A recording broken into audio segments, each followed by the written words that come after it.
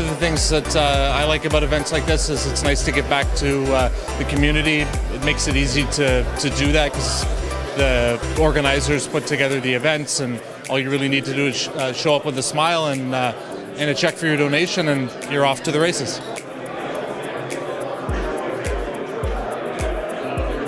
I think the trouble with a lot of the big charities is I'm not convinced that enough of the money they raise actually goes to the specific purpose they're doing.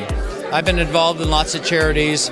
The bigger they get, the more bureaucratic they get, the more money gets chewed up in administration. One of the things that I liked about this concept is they raise about $10,000. It goes to very local and so far from what I've seen, relatively small and kind of struggling charities. They're not big corporate entities. I want to start tonight by saying thank you for coming. So we're going to get down to business here. We're going to turn it over to Amir. So for those new members who haven't been here before, we'll quickly give you an overview of the process. So what we do is we draw 3 charities out of a hat. We ask each of the members who have nominated those charities to come up and say a 3-minute elevator pitch. And then we will vote for the charity. So you guys should have a ballot. I think 1 through 3 and maybe a 4th one now. Is that right? And so tonight's going to be a special case because as some of you know, we've opened it up. So what we said is we were always going to try to get 3 nominations, but we've also opened it up to our teens. So any of your children can also nominate a charity. And this week we have one of those. All right, so first one was it Warren? First one is Warren. Okay. Warren, you're up. Hello everyone, my name is Warren Lepic, and tonight I am pitching the Halton Learning Foundation.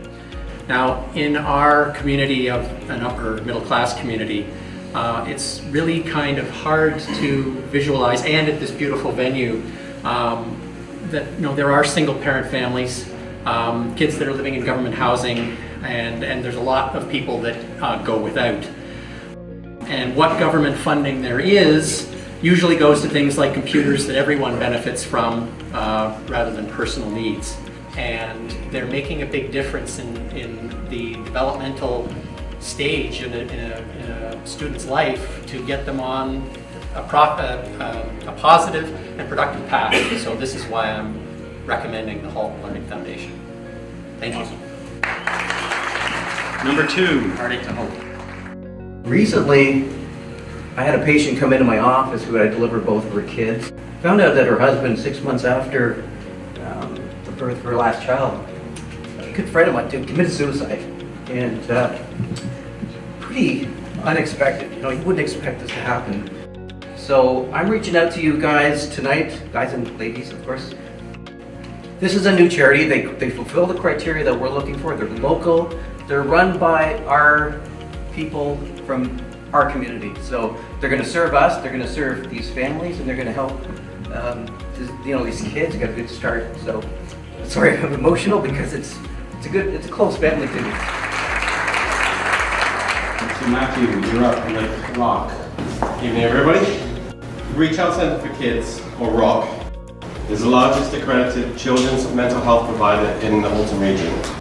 The expansion will help ROC to improve mental health and wellness for our community. We'll be able to continue to identify mental health needs early, continue to develop education and awareness programs for both providers and clients. And the design of the space has been created with consideration to reduce the stigma that is associated with mental health centres. All right, no further ado, Georgia, you're up. Good evening. My name is George, and I'm here to ask for you to consider to have your donations go to Kerr Street Mission's food program. I want you to think about this as you gear up to go to the cottage or before you visit a beautiful place overseas, or if you're simply having a staycation, that hunger does not go on vacation. And I hope that you will join Bank on Bellies and our family of Kindness Crusaders to donate and support Kerr Street Mission's food programs. Thank you for your consideration.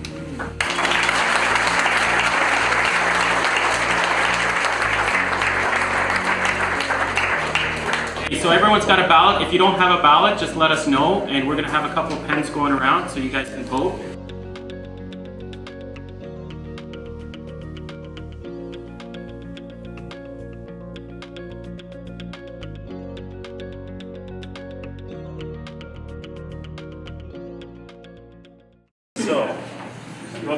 ado, our recipient charity is...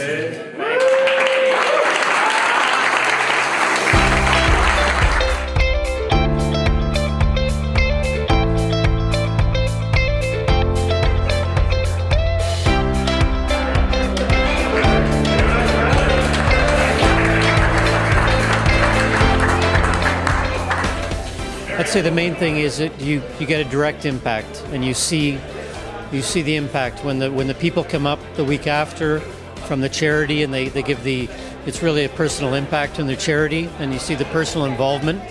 People get very emotional about the whole thing. It's good to see that connection, right? You don't get that in any other charity that I've been involved with.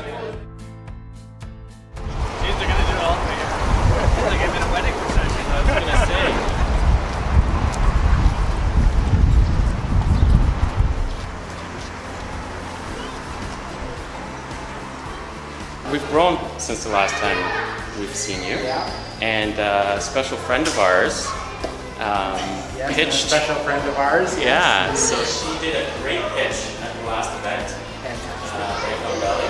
By acclamation, we choose one, whoever gets the most vote, and Georgia Dimitri can explain what happened at our last one. Go ahead, you want to explain it?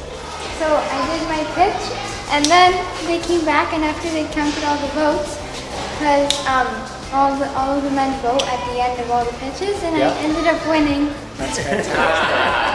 Well done.